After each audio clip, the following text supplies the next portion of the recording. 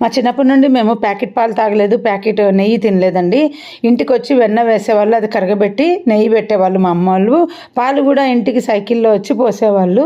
ఇంకా సిటీకి వచ్చినాక కూడా నాకు సఫిల్గూడలో చాలామందికి గేదెలు ఉండేవి. అక్కడ వెళ్ళి రోజు తెచ్చుకొని అవే పాలు వాడేదాన్ని. గెస్ట్లు వచ్చినప్పుడు ప్యాకెట్లు తెచ్చేదాన్ని.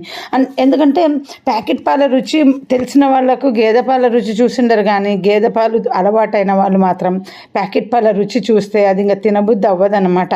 ఎందుకంటే మొన్న మా ఫ్రెండ్ హస్బెండ్ వచ్చినప్పుడు ఇక్కడ కూడా ఎంత ఎంజాయ్ చేశాడో. మేము పెరుగు తోడు పెడితే నాకు పెరుగు బాగా నచ్చింది, పెరుగు బాగా నచ్చిందని.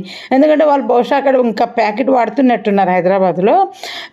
ప్యాకెట్ పాల పెరుగుకి దీనికి చాలా తేడా అండి. వీలైనంత వరకు మీకు ఎవరైనా గేదె పాలు కానీ ఆవు పాలు కానీ తెచ్చిపోస్తే అవే కొనుక్కోండి. ₹2 రేట్ ఎక్కువైనా చక్కగా ఉంటుంది. మా చిన్నదైతే నేను చేసే నెయ్యి తప్ప బయట నెయ్యి తినదు.